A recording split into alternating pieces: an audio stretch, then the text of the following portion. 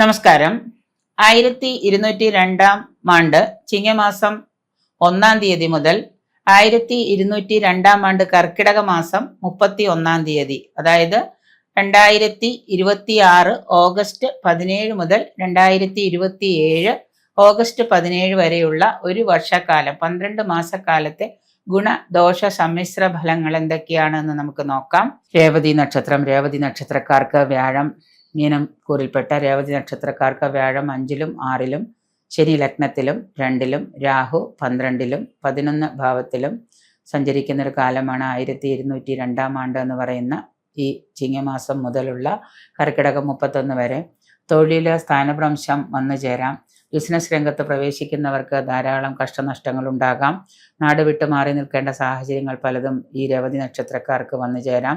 ആരോഗ്യ പ്രശ്നങ്ങളോ മാതാപിതാക്കളുടെ രോഗാരിഷ്ടതകളോ ഒക്കെ മൂലം നിങ്ങൾക്ക് മനോദുഃഖങ്ങൾ ഉണ്ടാകാം. തൊഴിൽ സ്ഥലം മാറ്റമോ സ്ഥാനഭ്രംശമോ മേലധികാരികളിൽ നിന്നുള്ള അപ്രീതിയോ ഒക്കെ വന്നു ഭവിക്കാൻ യോഗം കാണുന്നു. വീട്ടിലേക്ക് ആവശ്യമായ ഗൃഹോപകരണങ്ങളും വസ്ത്രാഭരണങ്ങളും ഒക്കെ വാങ്ങാനായിട്ടുള്ള യോഗം വന്നു ചേരുന്നുണ്ട്. സന്താനങ്ങളെ കൊണ്ട് മനസ്സ് സന്തോഷപൂരിതമാകുന്ന അവസരങ്ങൾ ഉണ്ടാകാം. സന്താനങ്ങൾക്ക് തൊഴിൽ ലഭിക്കുകയോ അവരുടെ പരീക്ഷാദികളിലും മറ്റും വിജയം കണ്ടെത്തുകയൊക്കെ ചെയ്യാം.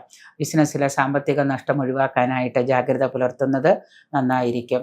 സുഹൃത്തുക്കളായ ആളുകളിൽ നിന്ന്, ആത്മാർത്ഥ സുഹൃത്തുക്കളിൽ നിന്ന് സഹായ സഹകരണങ്ങളൊക്കെ വന്നു ഭവിക്കുന്നതാണ്. ബന്ധുക്കളുമായി കൂടിച്ചേർന്ന് കലഹങ്ങളോ വാക്കുതർക്കങ്ങളോ ഒക്കെ ഉണ്ടാകാം. അതുകൊണ്ട് തന്നെ കുടുംബത്തിൽ അഭിപ്രായ ഭിന്നതകൾ ഉണ്ടാകാതിരിക്കാൻ പ്രത്യേകം ശ്രദ്ധിക്കാം. ശത്രുശല്യം വർദ്ധിക്കുന്ന ഒരു കാലമാണ്. കൊടുക്കലുകൾ വാങ്ങലുകൾ, പണം കൊടുക്കലുകൾ വാങ്ങലുകൾ നഷ്ടത്തിൽ കലാശിക്കുന്നതാണ്. ഊഹാപോഹ കച്ചവടങ്ങളിൽ നഷ്ടം വന്നു ചേരുന്നുണ്ട്. ഷെയർ മാർക്കറ്റ് പോലെയുള്ളതിൽ പണം നിക്ഷേപിച്ചു കഴിഞ്ഞാൽ വൻ നഷ്ടത്തിന് സാധ്യതയുള്ളതിനാൽ അതിലൊന്നും പണം ഇൻവെസ്റ്റ് ചെയ്യാതിരിക്കുക.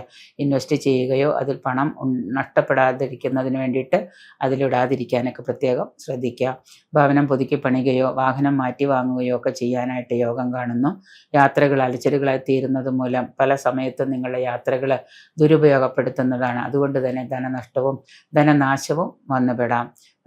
ധാരാളമായിട്ട് ചെലവഴിക്കുന്ന വർഷമായതുകൊണ്ട് സാമ്പത്തിക ദുരിതം വർഷാവസാനം നല്ലതുപോലെ അനുഭവയോഗ്യമാകുന്നുണ്ട്. കുടുംബത്തിൽ തന്നെ ഗുരുജന വിയോഗം, പിതൃജനങ്ങൾക്ക് രോഗാരിഷ്ടതകളൊക്കെ അനുഭവയോഗ്യമാകുന്ന വർഷമാണ്. മാതാപിതാക്കളുടെ ആശുപത്രി വാസമൊക്കെ നിങ്ങളെ വല്ലാതെ ബുദ്ധിമുട്ടിക്കുന്നതാണ്.